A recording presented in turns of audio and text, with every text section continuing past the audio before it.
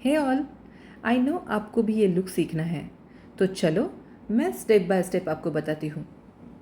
तो सबसे पहले हम आई मेकअप कर रहे हैं। हमने आँखों पे कंसीलर लगा लिया है ताकि एक कैनवास हमें मिल सके। जहाँ हमें ड्राइंग करनी है, हमें कलर्स फील करने हैं, तो एक प्रॉपर हमें वाइट कैनवास चाहिए होता है जिस पे हमारे शेड्स ब्यूटीफुली उभर के आए, है ना। तो कंसीलर हम इसलिए यूज़ करते हैं ताकि वो जल्दी सूखे, उसमें क्रेजेस ना आए, क्योंकि कंसीलर थिक होता है और वाटरी होता है तो सूख भी जल्दी जाता है। आपके पास कंसीलर नहीं है तो डरने की कोई बात नहीं, जो भी फाउंडेशन आपके पास है वो आप यूज़ कर सकते हो। तो आपने देखा मैंने एक लाइट शेड लिया है जो मैं क्रीज़ और अपर क्रीज़ के ऊपर लगा रही हूँ। इसे लगाते वक्त हम हमेशा ही देखते हैं कि हम फ्लफ़ी ब्रश लेते हैं, थोड़ा एक बड़ा ब्रश लेते हैं, क्योंकि जगह भी थोड़ी बड़ी है। छोटा ब्रश लेंगे तो उसके पॉइंट्स आ सकते हैं, मार्किंग हो सकती है। तो ब्लेंड होने के लिए और बड़ी स्पेस कवर करने के लिए हम थोड़ा फ्लफ़ी ब्रश लेते हैं। हमने almost total I circle cover कर लिया है। क्रीज़ एंड अपर क्रीज़ पे हमने लाइट शेड लिया है। इसे हम ब्लेंड भी कर रहे हैं। यहाँ पे ऐसे नहीं कि कोई कहीं पे दाग दिख रहा है या कुछ लाइट दिख रहा है, ठीक है। ब्लेंडिंग इम्पॉर्टेंट है। तो आपने देखा अभी मैंने ब्रश चेंज कर लिया है। ये फ्लफ़ी है बट छोटा है और कॉम्पैक्ट है। तो हमने लिया है डार्क ब्राउन शेड। जो फर्स्ट शेड था वो लाइट शेड था और अभी उससे थोड़ा डार्क हमने लिया है अपने आउटर कॉर्नर, और अपना जो क्रीज़ लाइन है उसके ऊपर हम इसे लगाएंगे। तो ये हम टोटल आईबॉल ही कवर करने वाले हैं। इसमें भी आपको लग रहा होगा क्या तो है, जल्दी जल्दी लगा लो और बात ख़त्म करो। नहीं मेरे दोस्तों, अगर आपको अच्छे से करना है, आपके रिज़ल्ट अगर आपको अच्छे से चाहिए है तो आपको पेशेंसली काम करना पड़ेगा। आपको थोड़े थोड़े प्रोडक्ट्स लगा के प्रॉपर जगह पे प्लेसमेंट आपकी परफेक्ट होनी चाहिए, ब्लेंडिंग आपकी अच्छी होनी चाहिए, आपके ब्रश भी परफेक्ट होने चाहिए। कभी आपने फ्लैट ही ब्रश ले लिया या कभी आपने छोटा ब्लेंडर ले लिया तो ऐसे नहीं चलेगा। आपको ब्रश को समझना भी इम्पॉर्टेंट है। तो इस आई मेकअप में मैं आपको प्रॉपर ब्रश का भी गाइडेंस दे रही हूँ और प्लेसमेंट का भी गाइडेंस दे रही हूँ। तो आप देख रहे हो कैसे किस तरह से आउटर सरफेस को हम हल्के हाथों से ब्लेंड कर रहे हैं। अभी हमारे ब्रश को वैसे तो कोई प्रोडक्ट नहीं है, बस जो एंड है, जो आउटर कॉर्नर है, आउटर लाइन है, उसे हम ब्लेंड कर रहे हैं। अभी जो इनर कॉर्नर था वो हमारा बच गया था, तो हमने इनर कॉर्नर में भी थोड़ा सा डार्क ब्राउन शेड लिया है और उसे कवर किया है। हमने जो पिच शेड लिया था उसे और डार्क ब्राउन का जो शेड है उनका एक जगह पे मिक्सिंग होना चाहिए। तो अभी मेरा तीसरा शेड जो कि हमने रेड लिया है, इनकी जो साड़ी है वो रेड एंड वाइट है, उसमें गोल्डन और सिल्वर भी है, और बाद में ये जो पहनने वाले थे उसमें सिल्वर काफ़ी था। तो अब आगे देखोगे कि हमने क्या किया है। एक चीज़ को आपने नोटिस किया होगा, हमने ब्रश अगेन चेंज किया है। ब्रश अब और भी छोटा है, हल्का सा फ्लफ़ी है और छोटा है। आपको 3 ब्रश अब तक आपने देखे हैं तो आपको उनमें चेंज दिख रहा होगा, और कौन सा ब्रश हम कहाँ यूज़ कर रहे हैं ये भी बहुत इम्पॉर्टेंट है। तो इस रेड शेड को हमने अपने जो क्रीज़ लाइन है उसके अंदर लगाया है। अगेन मैंने 4th ब्रश चेंज किया है, ये फ्लैट ब्रश है। हमें जब प्रिसाइसली काम करना होता है, शेप देना होता है, तो हम फ्लैट ब्रश यूज़ करते हैं। तो फ्लैट ब्रश पे हमने गोल्डन शेड लिया और उसे लगाया। अभी मैं क्या लगा रही हूँ, ये है ग्लिटर ग्लू। हाँ, हम जो इन्हें ग्लिटर या पिगमेंट लगाने वाले हैं वो नीचे फॉल ना हो और स्टे अच्छे से करे, इसलिए हम ये मेकअप स्टूडियो का ग्लिटर ग्लू लगा रहे हैं। तो फ्लैट ब्रश पे हमने सिल्वर शेड लिया और उसे हम अपने इनर कॉर्नर से मिडल तक हम इसे लगा रहे हैं। हमें इसमें गोल्डन, सिल्वर, रेड ये सारे ही लुक अचीव होंगे, लेकिन क्योंकि ये लुक हमने आपके जो इनर कॉर्नर है, मतलब आई बॉल जो है उसी में रखा है, तो ये गॉडी भी नहीं दिखेगा। अभी मैंने जो थर्ड ब्रश लिया था, छोटा वाला फ्लफ़ी, तो उसी को फिर से लिया है, रेड शेड को लिया है और मुझे हल्के हल्के ब्लेंडिंग चाहिए। लाइंस क्रिएट हुए थे थोड़े से, देखिए, तो मुझे ब्लेंडिंग चाहिए थी, तो मैंने फिर से ब्लेंडिंग कर ली। अभी उसी ब्रश को मैंने थोड़ा ब्लैक लिया है। ये जो मेरा ब्लैक शेड है ये काफ़ी इंटेंस नहीं है, ऐसे बहुत इंटेंस अगर होता तो मैं हल्का सा लेती थी, तो ये इंटेंस नहीं था, इसलिए मैंने ये थोड़ा अच्छे से लिया और हमारे आउटर कॉर्नर में लगाया था। तो अब बारी है लाइनर की, जो बट ऑब्वियस है, कोई भी आई मेकअप आप कर लो, लाइनर तो कंपलसरी है। आजकल लाइनर के अलग अलग शेड्स आते हैं, बट मुझे लगा कि ये जो आई मेकअप हम कर रहे हैं और इनका जो कॉस्ट्यूम है, इसे ब्लैक ही लाइनर जाएगा, तो हमने ब्लैक जेल लाइनर लिया था। ये जो मस्करा है टू फेस्ड का, ये मुझे अब तक का सबसे बढ़िया मस्करा लगा है।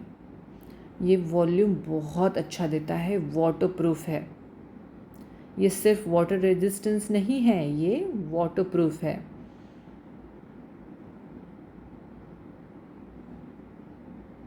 इनको बिना लैशेस लगाई आप देख रहे हो कितने अच्छे से इनके लैशेस उभर के आ रहे हैं, कितना हेवी लुक दे रहा है।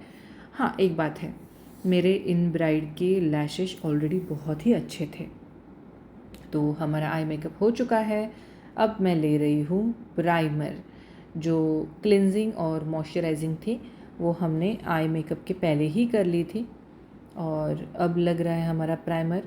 पोर्स इनको काफ़ी थे, आई डोंट नो वीडियो में आपको कितने दिख रहे हैं इनके पोर्स और पिंपल्स, बट इनको जो पिगमेंटेशन था, पिंपल्स का दाग जो थे वो थे। इनके ओपन पोर्स बहुत ज़्यादा थे, बारीक बारीक दाने थे चेहरे पे और कुछ बड़े पिंपल्स भी थे। तो हमारा जो प्राइमर है उसके 3 to 4 मिनट्स हमने वेट किया और हमने अभी लगाना शुरू किया है हमारा करेक्टर, जो कि है एलए गर्ल का। ये ऑरेंज करेक्टर है।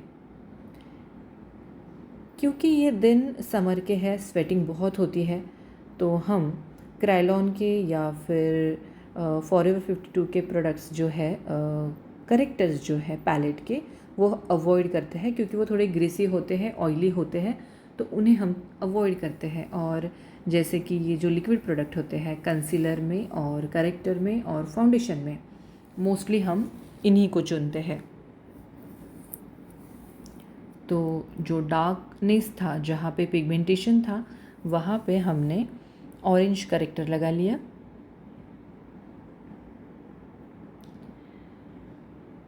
क्योंकि इनका शेड थोड़ा डार्क था, यानी डस्की था एक्चुअली, तो एक फेयर टोन देने के लिए, बेसिक फेयर टोन देने के लिए मैंने येलो अपना कंसीलर लिया, जो कि मेरा क्रायलॉन का है। एक्चुअली इस वक्त मैंने एलए गर्ल या फिर दूसरे जो लिक्विड प्रोडक्ट्स हैं उनको नहीं लिया है, क्योंकि ये मुझे फुल फेस जल्दी से चाहिए है और इसका जो इफ़ेक्ट आएगा ना वो भी बहुत कम चाहिए। मैं अगर एलए गर्ल के या फिर और जो अलग लिक्विड प्रोडक्ट्स मेरे पास है वो अगर लेती थी तो वो जल्दी सूख जाते हैं और थिकनेस बहुत है उनका। मुझे अपना जो बेस येलो टोन है वो बाहर नहीं आने देना है, इसलिए मैंने इस बार क्रायलॉन को चुना है। इसे मैं स्पॉन्ज से सब तरफ स्प्रेड कर दूंगी अच्छे से, ताकि इसका जो ऑयल है, इसमें जो ग्रीसीनेस है वो कम हो जाए। क्वांटिटी काफ़ी कम ली है। एक्चुअली इनका जो डस्की स्किन है ना, वो वीडियो में आई डोंट नो वो नहीं आ रही है उतनी, इसलिए ये शेड शायद आपको थोड़ा ऑड लग सकता है, बट यकीन मानिए अगर किसी की डस्की स्किन है, थोड़ी सी डार्क स्किन है, तो आप येलो लगा के बहुत सुंदर लुक क्रिएट कर सकते हो। और इसका फ़ायदा सबसे इम्पॉर्टेंट ये भी है कि ये बाद में ब्लैक नहीं करेगा स्किन को, ठीक है। तो जो करेक्टर था ऑरेंज उसे हम ब्लेंड कर रहे हैं। करेक्टर को हमें उतना नहीं ब्लेंड करना है जितना हम फाउंडेशन को करते हैं, उसे बस हमें जस्ट उसी जगह पे हल्का हल्का स्प्रेड करना होता है, क्योंकि करेक्टर हम स्पॉट्स पे करते हैं, जहाँ हमें प्रॉब्लम है वहाँ पे करते हैं। आप उसे अगर ब्लेंड करने जाओ तो वो सब तरफ फैल जाएगा और जिस चीज़ के लिए वो हमें करना है उस जगह से वो हट जाएगा। तो जैसे कि मैंने बोला कि मुझे येलो टोन जो है वो बहुत ही सटल्ड चाहिए है। मैंने जो स्पॉन्ज लिया है वो ब्यूटीलिशियस का है। इसे हमने अच्छे से गीला किया, फिर हैंकी में इसे डैप कर लिया और अब मैं पूरे फेस पे ये ब्लेंडर चला रही हूँ। अपने येलो टोन को मैंने काफ़ी कम कर दिया है। अभी मैंने सेम फेस टोन का फाउंडेशन लिया है। देखिए आपको इतना फ़र्क समझ में नहीं आ रहा होगा इसमें, क्योंकि ये काफ़ी फेस टोन को मिलता जुलता फाउंडेशन है।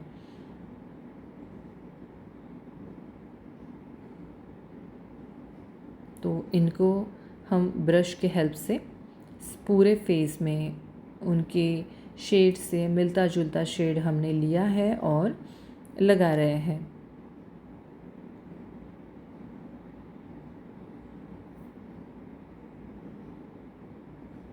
आपको शेड दिख रहा है ना? जब मैं ब्रश से काम कर रही हूँ तो आपको ये एटलीस्ट कुछ तो दिखेगा।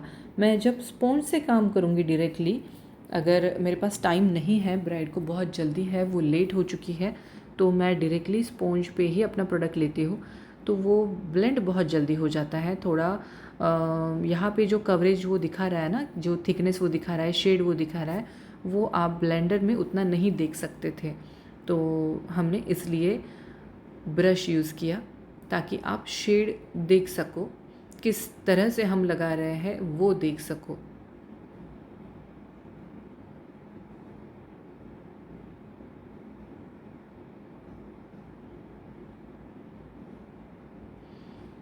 किसी भी चीज़ के लिए कोई भी ब्रश ले लिया और काम किया, ऐसे मेकअप में काम नहीं चलता है। आज अगर नए नए मेकअप आर्टिस्ट बन भी रहे हैं, कोई बहुत बेसिक सा कोर्स कर लेते हैं, कोई ऐसे ही जस्ट आ रहा है मुझे बस ऐसे कुछ वीडियोस देख के सीख लेते हैं, तो ये बात नहीं है। आपने वीडियोस देख के भी सीखना है, लेकिन आपको एक छोटी छोटी चीज़ों का भी नॉलेज होना चाहिए। आपने ढेर सारे वीडियोस देखने हैं, अलग अलग आर्टिस्ट के वीडियोस देखने हैं, ताकि आपको हर एक से कुछ ना कुछ अलग अलग नॉलेज मिले और वो नॉलेज आपने आपके काम में यूज़ करना है। मेकअप एक आर्ट है और आर्ट वैसे तो इनबिल्ट होती है, लेकिन आप अगर प्रैक्टिस ना करो तो अगर आप कितना भी आप क्रिएटिव हो, इनबिल्ट आप में आर्ट है, तो भी वो उतना दिखेगी नहीं, वो उतना सुंदर नहीं होगा काम। अगर आप साथ साथ में प्रैक्टिस करो तो आपका आर्ट और उभर के आता है, सुंदर दिखता है, सभी को पसंद आता है। ये लिया है हमने हमारा सेकंड शेड। आपको ये शेड बहुत जल्दी समझ में आ रहा होगा, दिख रहा होगा, क्योंकि ये थोड़ा इनके टोन से फेयर है।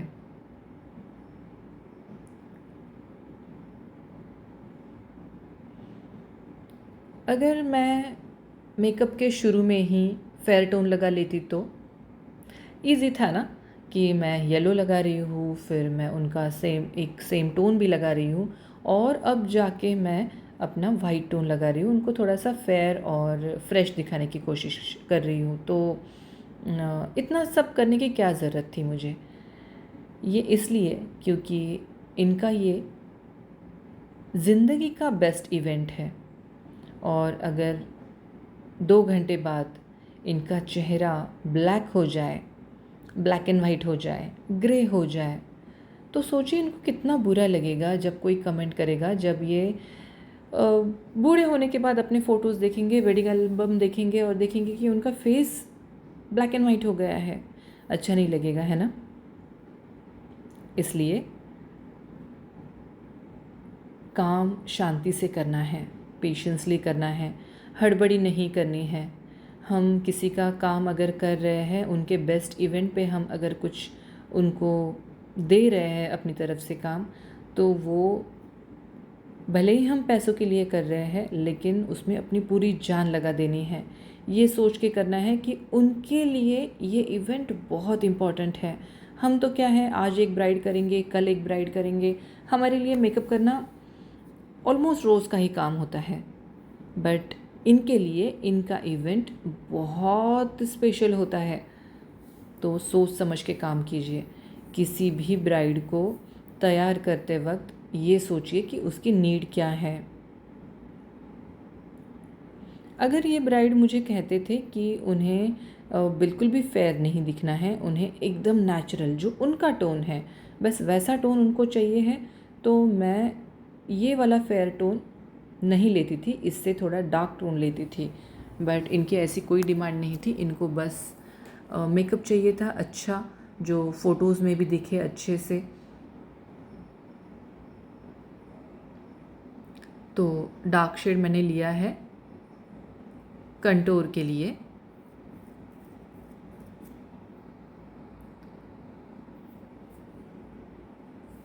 अभी जो वीडियो बन रहे हैं वो एक साथ मैं काम भी कर रही हूँ, और क्योंकि इतना बड़ा वीडियो बनते आया था, अभी दूसरे भी जो मेकअप थे वो आ गए हैं।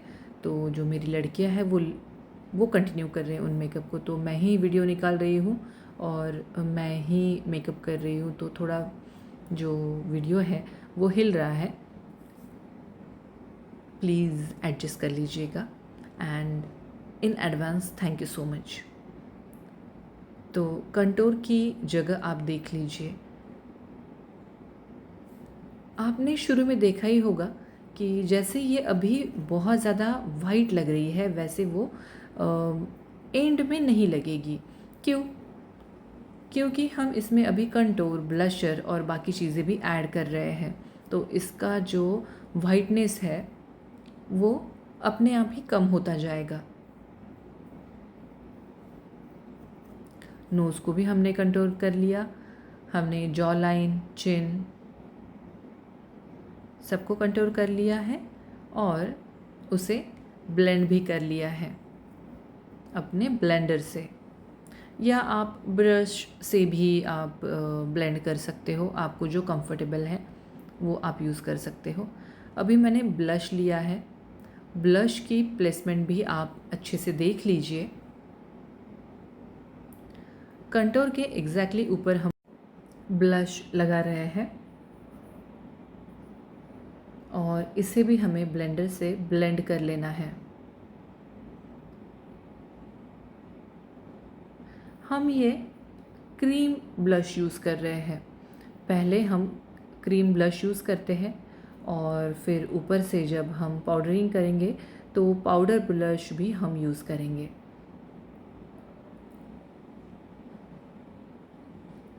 इसे ब्लेंड करेंगे ब्लेंडर से। जब तक पूरा मेकअप नहीं होता, मोस्टली तो आप क्लाइंट को फेस मत देखने दीजिए, क्योंकि तब तक वो ऑलमोस्ट भूत ही दिखते हैं।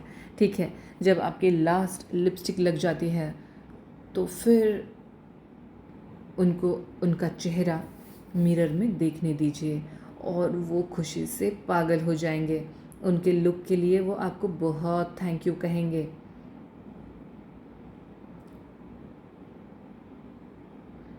स्पॉन्ज के मैं 2 साइड्स यूज़ करती हूँ। जो फाउंडेशन होता है उसके लिए एक साइड, और उसके अपोजिट साइड में ये जो डार्क शेड होता है कंटूर और ब्लश, उसके लिए रखती हूँ। तो इनको हमें ब्लेंड करना है, कहीं पे भी हार्श लाइन, शार्प लाइन कुछ दिखनी नहीं है हमें, तो इस तरह से हम इसे ब्लेंड करेंगे। अभी मैंने लूज़ पाउडर ली है। लूज़ पाउडर का जो शेड है वो वाइट है, क्योंकि शेड जो इनको मैंने लगाया था लास्ट वो काफ़ी फेयर था। तो ये जो लूज़ पाउडर है RCMA की लूज़ पाउडर है, बहुत ही बढ़िया क्वालिटी है। अब इसे मैं पूरे फेस पे नहीं लगा रही हूँ, क्योंकि अगर मैं वाइट पाउडर आपने जो पिंक ब्लश किया है या कंटूर किया है उसके ऊपर लगा देंगे तो उसका कितना इफ़ेक्ट कम हो जाएगा, है ना। तो इसे जो प्लेसेस हैं हमारी, ऐसी जगह पे लगाना है जहाँ पे हमने सिर्फ फाउंडेशन लगाया है या फिर कंसीलर लगाया है, और ब्लश और कंटूर की जगह हमने छोड़ देनी है। तो इस तरह से हम अपनी पाउडर लगा रहे हैं बहुत ही प्यार से।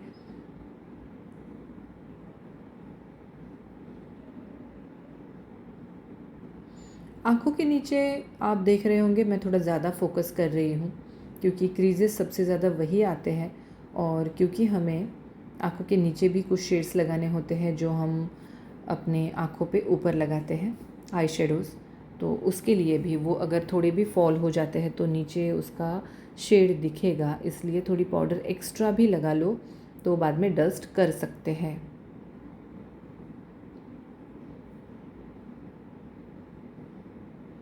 डोंट वरी, ये बेक होने वाली है पाउडर और पूरी स्किन में मर्ज हो जाएगी। इससे आपके जो लाइंस है, फाइन लाइंस क्रिएट जो होते हैं, वो नहीं होंगे।